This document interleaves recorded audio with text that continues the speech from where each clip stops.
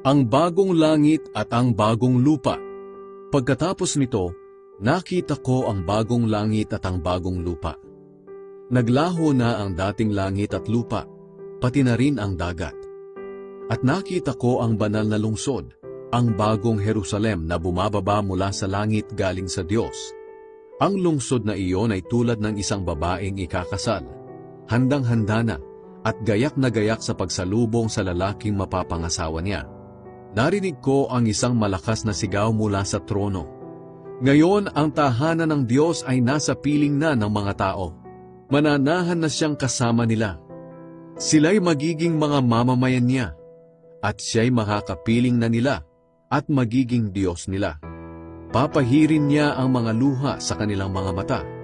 Wala ng kamatayan, kalungkutan, iyakan o sakit, sapagkat lumipas na ang dating kalagayan. At sinabi ng nakaupo sa trono, binabago ko na ngayon ang lahat ng bagay. At sinabi niya sa akin, isulat mo ang sinasabi ko, dahil totoo ito at maaasahan. At sinabi pa niya, naganap na ang lahat. Ako ang Alpha at ang Omega, na ang ibig sabihin ang simula at ang katapusan ng lahat.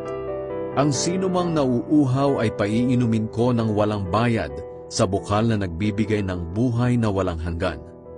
Ang mga magtatagumpay ay gagawin kong mga anak ko, at ako'y magiging Diyos nila.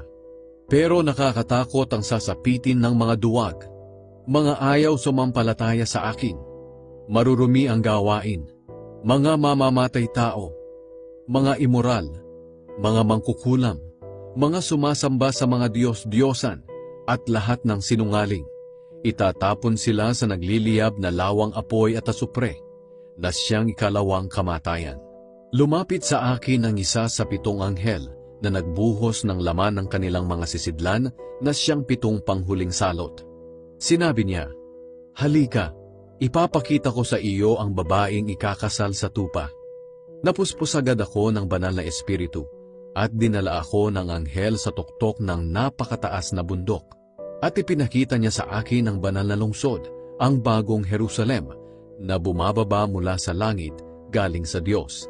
Nakakasilaw itong tingnan dahil sa kapangyarihan ng Diyos, at kumikislap na parang mamahaling batong jasper na kasing linaw ng kristal.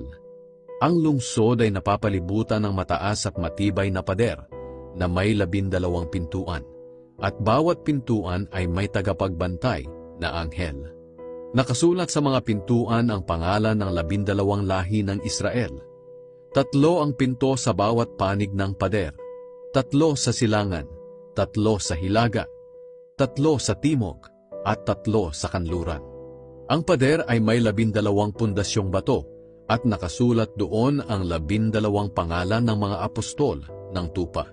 Ang anghel na nakikipag-usap sa akin ay may dalang panukat na ginto upang sukatin ang lungsod, pati na ang mga pinto at mga pader nito. Kwadrado ang sukat ng lungsod.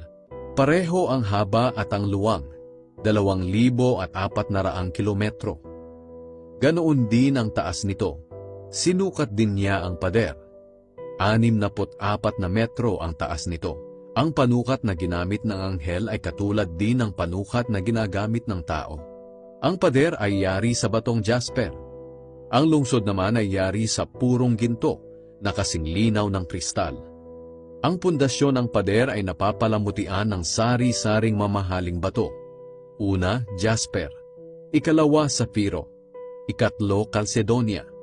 Ikaapat, esmeralda. Ikalima, sardonyx. Ika-6, cornalina.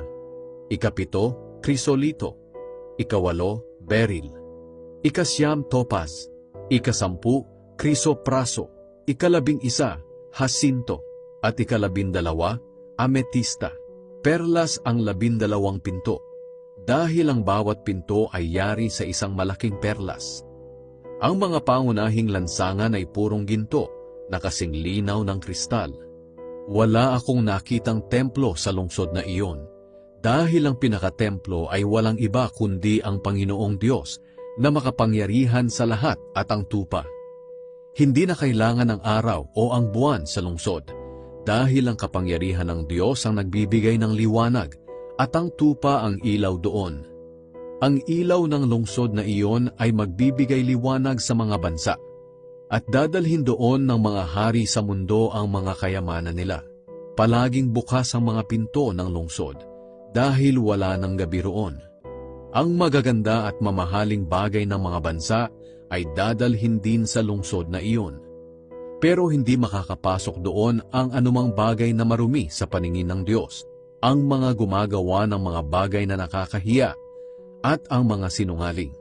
Ang mga makakapasok lang doon ay ang mga taong nakasulat ang pangalan sa aklat ng tupa, na listahan ng mga taong binigyan ng buhay na walang hanggan.